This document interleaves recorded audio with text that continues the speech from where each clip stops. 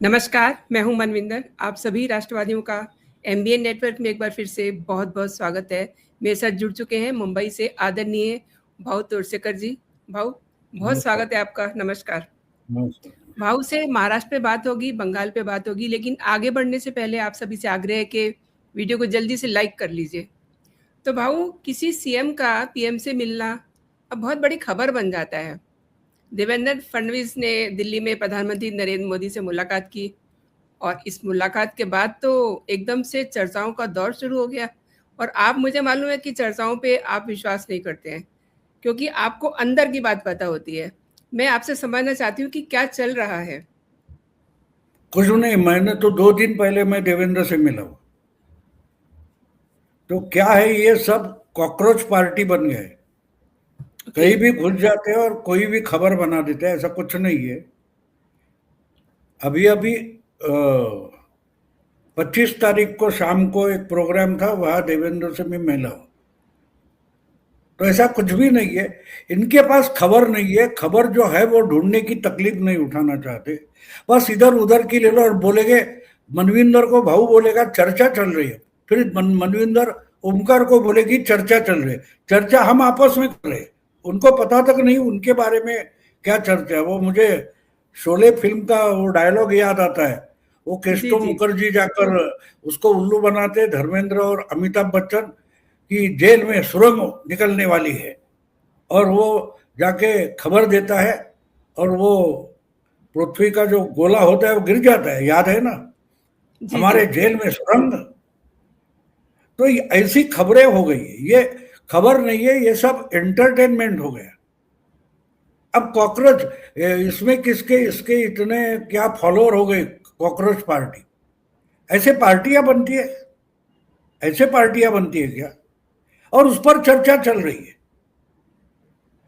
तो ऐसा कुछ भी नहीं है, कुछ भी नहीं है। वो महाराष्ट्र के बारे में जो जो उनके अलग अलग इशू होते हैं सेंट्रल के साथ, तो वो तीनों गए थे ना। देवेंद्र था, वो सुनेत्रा पवार थी, और एकनाथ भी थे। फिर एकनाथ अलग से अमित शाह जी से मिले। तो ये चलता रहता है। इनके पास खबर नहीं है, इनके पास खबर नहीं है। उधर घुसपैठिया हटाने के लिए जो प्रोग्राम चल रहा है उस पर कोई नहीं बोल रहा है। जी जी। यानी किसके खटिया में खटमल घुसे उस पर चर्चा चल रही है, और गांव में शेर घुस आया उसका किसी को पता नहीं है। ये ऐसा बिल्कुल। मीडिया जो है, वो मीडिया मैं इसलिए मैं सुनना ही बंद किया। मैं चैनल नहीं देखता, मैं अखबार के पोर्टल तक नहीं देखता। मैं यूट्यूब पर घूमता रहता हूँ, और उसमें मुझे कुछ अलग मिले मैं उस पर वीडियो करता हूँ। और मुंबई में बैठकर मैं बंगाल के बारे में बोल सकता हूँ, ये बंगाल में घूमकर भी उनको बंगाल का पता नहीं। तो वो क्या चर्चा कर रहे हैं उस पर मैं चर्चा नहीं करता, उनको पता नहीं है। इसलिए मैंने बोला 2 दिन पहले की, आज 28, 3 दिन पहले की बात है। 25 को शाम 7 बजे की बात है। मैं देवेंद्र से बात मेरी हुई, एक प्रोग्राम था वहां मिले थे। बोले कैसा चल रहा है, क्या चल रहा है, बस उससे कुछ नहीं। मैंने उनको पूछा भी क्या ज्यादा कुछ गड़बड़ है, तो बोले बिल्कुल नहीं, कुछ नहीं। और यहाँ तो देखिए ना भाऊ, क्या क्या बातें कर रहे हैं कि महायुति के भीतर भाजपा, शिवसेना, शिंदे गुट और एनसीपी नहीं नहीं, मिली वो तो तो बम फट गया। सीटें महाराष्ट्र सीटें महाराष्ट्र दुनिया की नक्शे में आई ही नहीं, इतने भूकंप हो गए। तो छोड़ दो मैंने बोला ना, मैं मीडिया सुनता नहीं। और मुझे किसने फोन किया उस पर, तो मैं फोन बंद करता हूँ, अवॉइड कर देता हूँ उसको, उसका ब्लॉक कर देता हूँ। क्योंकि गलत खबरें सुनोगे और मेरी आवाज खराब है, मैं उस पर बात करूंगा तो मेरा आवाज इंपॉर्टेंट है ना। तो क्यों, जो खबर ही नहीं उस पर चर्चा क्यों करेंगे? फिर क्या आ गया, कॉकरोच पार्टी आ गए। अरे क्या मजाक चला रखा है। बहुत सारी बातें चल रहे।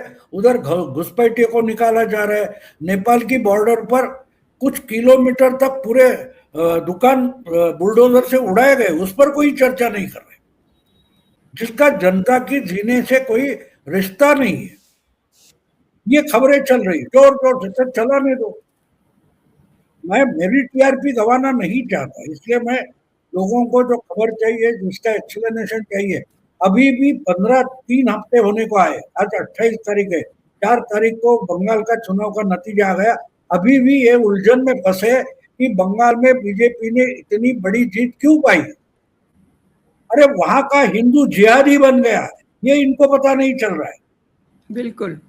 अगर हिंदू करके जीना है तो ममता को और तृणमूल को उखाड़ के फेंकना पड़ेगा। ये सीधी बात है, ये इनके समझ में नहीं आ रहे। तो समझ में नहीं रहे तो देखो, यह शिवराज सिंह की कोई पतलून खराब है कि नहीं, इसके हाथ में ये नीली बैग क्यों है, इस पर खबरें बनाते।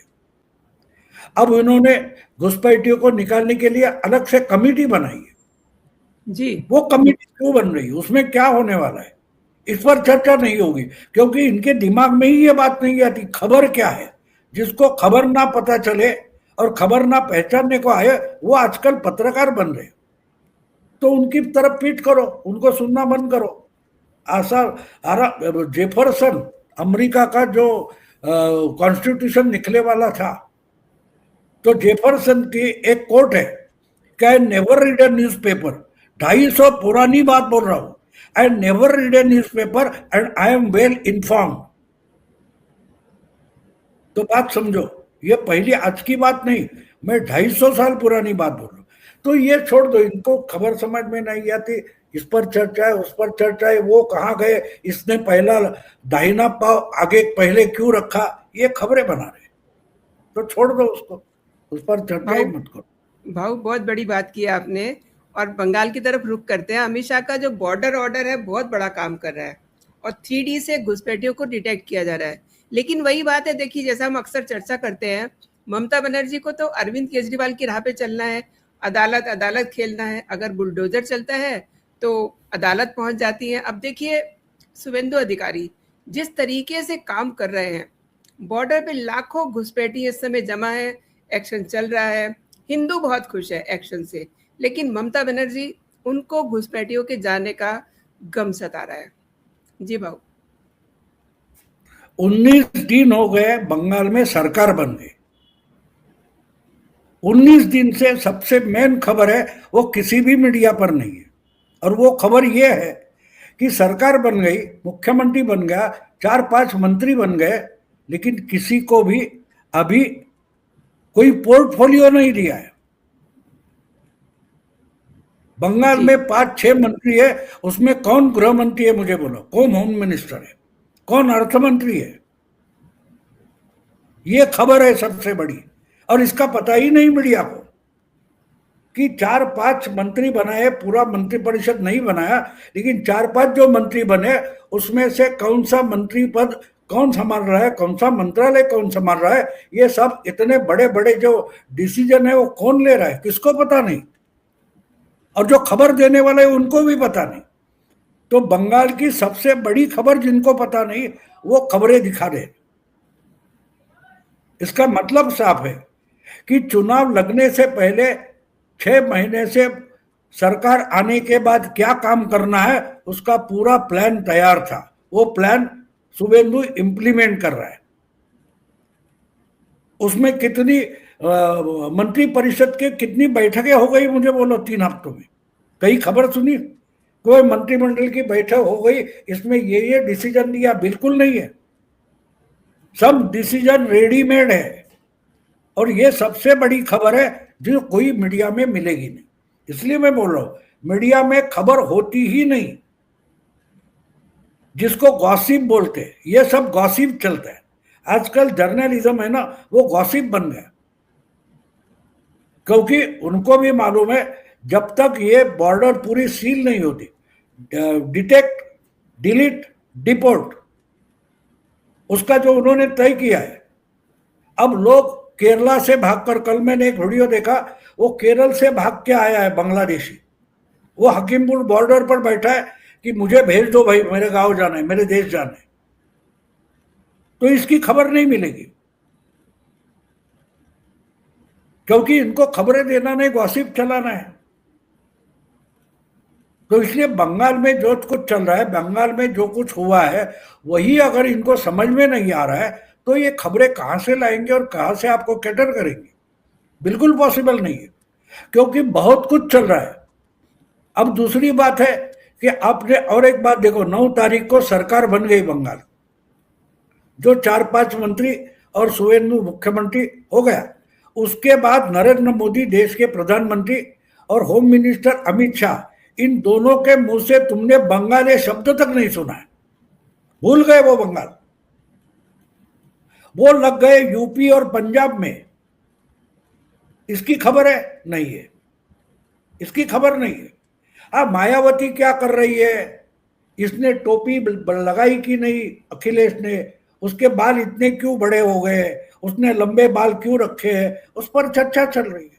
तो ये राजनीति नहीं है, इनसे कोई लोगों के भले के लिए कुछ चर्चा नहीं होगी।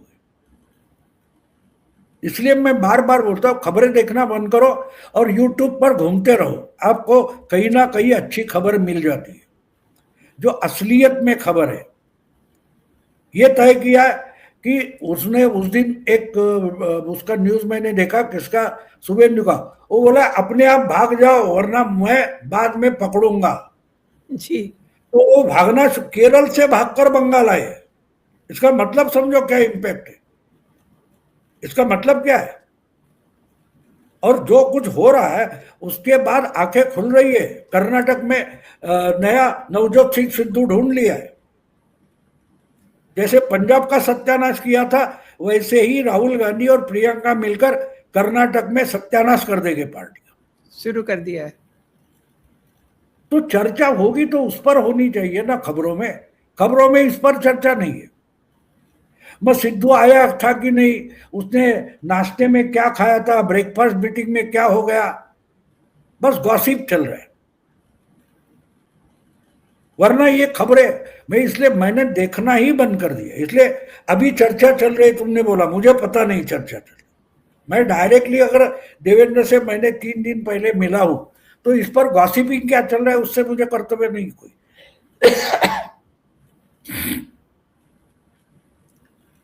और भाऊ देखिए, शुभेंदु एक तरफ अपना काम कर रहे हैं, वही हम चर्चा भी कर रहे हैं। और देखिए टीएमसी पार्टी में कैसे भगदड़ मची हुई है। पश्चिम बंगाल में विधानसभा चुनाव के हार के बाद टीएमसी के अंदर जो अब असंतोष है वो बिल्कुल सामने दिख रहा है।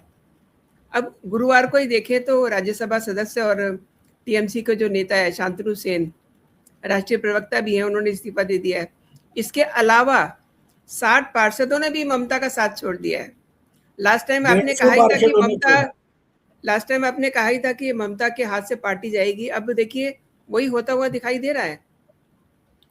नहीं, पार्टी देखो, अब ये होता है ना कि पार्टी टूटेगी, कितने टूटेगी इस पर चर्चा चल रही है।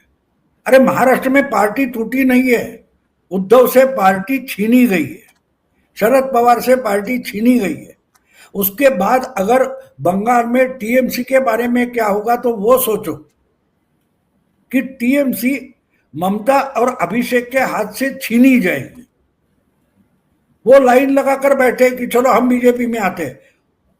उनको बोला गया, किसी को, उन्होंने ओपनली डिक्लेयर कर दिया कोई भी टीएमसी से आएगा तो उसको हम लेने वाले नहीं है। उसका मतलब साफ है, तुम अपनी पार्टी संभालो, ममता को लीडरशिप से हटा दो, तुम रहो, हम तुमको संभालेंगे। ये है, ये खबर कहीं नहीं मिलेगी, ये किसी ने मेरे कान में आकर नहीं बोली है। मैं जो देखता हूं वो ताड़ता हूं, उससे क्या निकलता है। तो अगर नहीं लोगे तो वो क्या करेंगे, वो सीपीएम में जाएंगे, कांग्रेस में जाएंगे? नहीं, उनको जो ऑफर दी होगी वो क्लियर ऑफर है। मैं मानता हूं, मुझे किसी ने बताया नहीं, लेकिन वो ऑफर सीधी है, तुम में से एकनाथ शिंदे ढूंढ लो, अजीत दादा पवार ढूंढ लो, ममता को हटा दो, तो ममता नॉन प्लस हो जाती है। ममता उद्धव ठाकरे और शरद पवार बन जाते हैं। तो मोदी और शाह जिस ढंग से गेम खेलते हैं वो राहुल गांधी जैसा गेम नहीं खेलते, या केजरीवाल जैसा गेम नहीं खेलेंगे। तो लाइन क्लियर है, उनको ममता से पार्टी छीनी जाने के लिए कोशिश होगी, और इसलिए तुम इकट्ठा होते जाओ। अब थोड़ा चांस मिला, वो काकुली घोष कोई है, उनको वाई प्लस सिक्योरिटी दे दी, यानी उसके बारे में ममता के दिमाग में शक डाल दिया, संदेह डाल दिया कि ये टूटने वाली है। वो तो टूटी नहीं है, लेकिन उसको वो सिक्योरिटी दे दी। ये पॉलिटिकल गेम है। उसको सिक्योरिटी देने का मतलब क्या है कि ममता और अभिषेक के दिमाग में उसके बारे में शक का बीज डाल दिया। अब ये कहीं गॉसिप में नहीं मिलेगा, तो खबरों में नहीं मिलेगा। ये तरीका होता है पॉलिटिक्स। पॉलिटिक्स जब खेला जाता है तो इसी ढंग से खेला जाता है। ओपनली छुरा लेकर कोई मर्डर करने निकलता नहीं। मर्डर हो जाने के बाद दुनिया को पता चलता है। तो ये बाइट जर्नलिज्म हो गया। तुम बोलो, फिर मनविंदर को तुम गाली दो, फिर मनविंदर को पूछेंगे भाऊ ने तुमको गाली दी, अब तुम भाऊ को गाली दो, तो वो रिकॉर्ड करेंगे, दिखाएंगे। इसको खबर नहीं बोलते। खबर आपको महसूस करनी पड़ती है, देखनी पड़ती है, समझनी पड़ती है, बिटवीन द लाइंस देखना पड़ता है। तो अगर पहले ही दिन बीजेपी का प्रदेश अध्यक्ष बोल रहा है कि हम टीएमसी से आने वाले किसी को अपनी पार्टी में नहीं ले, तो नहीं लेंगे तो क्या कर सकते, ये सोचो। तो पता चलेगा कि उद्धव ठाकरे का क्या हो गया, तो पता चलेगा कि अजीत दादा का क्या हुआ था। तो टीएमसी को उसी तरीके से टैकल किया जाएगा ताकि पार्टी बनी रहे, लेकिन ममता दुर्बल होती जाए, वीक होते जाए। और ममता वीक हो गई, अगर उसके पीछे 2-3 हजार लोग उसके पीछे पीछे चलने वाले नहीं होते तो ममता की पॉलिटिक्स खत्म हो जाती। अब ये कोई बताएगा नहीं, ये असली पॉलिटिक्स है, लेकिन वो बताएगा नहीं क्योंकि समझ ही नहीं है पॉलिटिक्स की कि खिलाड़ी किस ढंग से खेलेगा, वो देखना पड़ता है। और अलग अलग खिलाड़ी अलग अलग तरीके से खेलते हैं। तो बंगाल की राजनीति उस तरफ जा रही है, और इसलिए मैंने पहले बोल दिया था कि बंगाल एक तरीके से गुजरात बनेगा। जैसे गुजरात में बीजेपी को कोई हरा नहीं सकता, अब बंगाल में बीजेपी को कोई हरा नहीं पाएगा। जिस ढंग से बंगाल जीता है उसी ढंग से पंजाब में काम शुरू हो गया है। अगर मोदी है तो बंगाल मुमकिन है, तो मोदी है तो पंजाब क्यों नहीं मुमकिन है। मुमकिन करने की कोशिश करेंगे। मैं आज नहीं ये बोल रहा हूं कि पंजाब भी बीजेपी जीत जाएगी, मैं ऐसा नहीं बोल रहा हूं, लेकिन जिस ढंग से बंगाल में चुनाव के लिए लड़ाई की गई, बिल्कुल उसी लेवल पर उसी तरीके से पंजाब का चुनाव लड़ा जाएगा। अभी 8 महीने बाकी है, और जितनी मुझे जानकारी है पिछले 2 साल से पंजाब में ये काम की बिसात बिठाई गई है। भाऊ, आपको अंदर की सारी बातें पता रहती हैं, और अक्सर हम लोग बात भी करते हैं कि टीएमसी में से कोई जो है एकनाथ शिंदे होना चाहिए। आपको लग रहा है कि कोई यहाँ एकनाथ शिंदे है? मुझे मालूम नहीं, वहां के नाम भी मुझे पता नहीं। मैं उसकी स्ट्रेटेजी बोल रहा हूँ।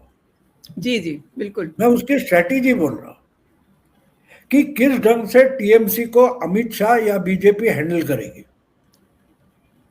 हम पार्टी तोड़ते हैं, हम पार्टी कब्जा करते हैं, नहीं भाई, तुम्हारी पार्टी तुम चलाओ। हाँ, उसमें ममता नहीं चाहिए, अभिषेक नहीं चाहिए, तो दूसरे किसी को उठना खड़ा होना पड़ेगा। परिवार से पार्टी का छुटकारा दे दो। एकनाथ शिंदे ने क्या किया, उद्धव ठाकरे की परिवार से शिवसेना को छुटकारा दिया। वही बंगाल में हो सकता है, कौन सी बड़ी बात है। तो ये अंदर की बात मुझे कोई बताता नहीं, मैं वो देखने की कोशिश करता हूँ कि ये क्या होगा, इसका क्या होगा, ये क्या चल रहा है। तो वो चल रहा है।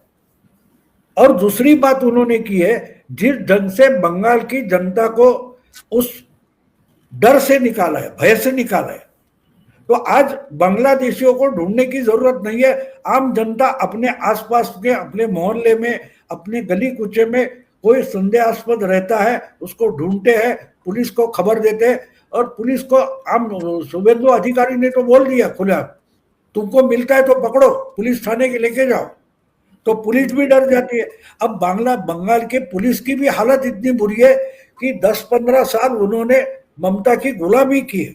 तो हम ममता के गुलाम नहीं, ये दिखाने के लिए और बीजेपी से लॉयल्टी दिखाने के लिए वही टीएमसी वालों को ज्यादा पीटेंगे। इनके गंदे गंदे काम जो है, जो आज तक छुपाए, वो बाहर निकाले जाए। तो ये होने वाला है। वो अपने तरीके से चल भी शुरू हो गए। और दूसरा जो देखिए तरीका है कि जी, सीएए अगर ममता रोकती नहीं तो एसआईआर नहीं आता, और एसआईआर नहीं आता तो आज की ये हालत ममता की नहीं होती। पॉलिटिक्स में आप एक कदम गलत उठाओ, उसकी बड़ी कीमत चुकानी पड़ती है। तो अब कोर्ट में जाते रहो, कोर्ट में जाके सड़ते रहो, कुछ होने वाला नहीं। अब एसआईआर पर सुप्रीम कोर्ट ने पीठ थपथपाई है चुनाव आयोग की, बिल्कुल। क्या हो? तो और गलत भाऊ रास्ते पर जाओगे तो ये होने जी, वाला है। मैं 4 महीने से यही तो बोल रहा हूं कि ममता गलत रास्ते पर निकल पड़ी। वोटर के पास जाना था, वो चुनाव आयोग से लड़ती रही और सुप्रीम कोर्ट जाती रही, उसकी जरूरत नहीं थी। और भाऊ बंगाल में चुनाव के बाद एक बड़ा दिलचस्प घटनाक्रम हुआ है। आप भी समझ रहे होंगे, फाल्ता से जहांगीर का मैदान छोड़ के भागना। मतलब ये तो ये उसको तो मालूम था वो हारने वाला है। फाल्टा का जो चुनाव का नतीजा है वो इम्पोर्टेंट मैं इसलिए मानता हूं कि फाल्टा में वोटिंग हुआ वो फुल्ली निर्भय हुआ, जितना 293 जगहों पर नहीं हुआ। उस वक्त भी 23 और 29 अप्रैल को लोगों के मन में थोड़ा डर था कि फिर भी आ गई तो। वो डर 21 मई को नहीं था। उस वोटिंग से कुछ फर्क पड़ने वाला नहीं था। बीजेपी जीते हारे, सरकार बनने में फर्क नहीं पड़ने वाला था स्ट्रिंग पर। फिर भी लोग घर घर से निकले तो वो वोटिंग करने आने वाले लोग क्या बोल रहे थे, उनके चेहरे खुशी से फूले नहीं समा रहे थे। बोले 15 साल के बाद हम पहली बार वोट कर रहे हैं। तो वो निर्भय वोटिंग था और उसमें बीजेपी को 71% वोटिंग मिला। और एक बात और एक बात है कि जहांगीर ने विड्रॉ किया है, वो उन लोगों को पता था जो बीजेपी को वोट देना नहीं चाहते थे। कुछ 45-50 हजार लोगों ने सीपीएम को वोट दिया, लेकिन जहांगीर को नहीं दिया, टीएमसी को नहीं दिया। इसका मतलब, सबसे बड़ा मतलब यह है कि भारत का वोटर बहुत ज्ञानी हो चुका है, समझदार हो चुका है। अगर वहां का कैंडिडेट विड्रॉ करता है, उसका नाम ईवीएम पर है लेकिन लोग उसको वोट नहीं दे रहे, लेकिन बीजेपी को देना नहीं है तो उन्होंने सीपीएम को वोट दिया, कांग्रेस को वोट दिया। कांग्रेस को कुछ 10,000 वगैरह वोट मिले। तो नहीं तो सिर्फ चलो अकेले बीजेपी को दिया, ऐसा नहीं हुआ है। इसका मतलब वो साफ है कि लोग बिना डरे वोटिंग को निकले 21 मई को। जो स्थिति 23 अप्रैल को और 29 अप्रैल को नहीं थी। तो ये साफ साफ बता रहा है कि जिस ढंग से हिंदू एकजुट हुई है, तो मैं उसको हिंदू कंसोलिडेशन नहीं बोलता, मैं उसको हिंदू वोट बैंक भी नहीं बोलता। मैं बोलता हूं कि हिंदू जिहाद पर निकल पड़ा है कि हमको अभिमान से हिंदू करके जीना है। अगर जीने नहीं दोगे तो तुमको मारकर हिंदुत्व जिंदा रखेंगे। बाकी सारे मुद्दे लोगों ने अलग किए। बंगाल का चुनाव हमको एक बता रहा है कि हिंदू कंसोलिडेशन नहीं हुआ है, हिंदू जिहादी बनता जा रहा है। खाली पेट रहेंगे, भूखे रहेंगे, महंगाई चलेगी, लेकिन सेक्युलरिज्म नहीं चलेगा। ये सबसे बड़ा संदेश बंगाल से निकल कर आया। अब जो जो पार्टी सेक्युलरिज्म, संविधान वगैरह नाटक करेगी ना, उसको हारना पड़ेगा। बंगाल से निकलकर आया हुआ ये सबसे बड़ा संदेश है। जो समझेगा वो बचेगा, नहीं तो इस सुनामी में डूबकर मरेगा।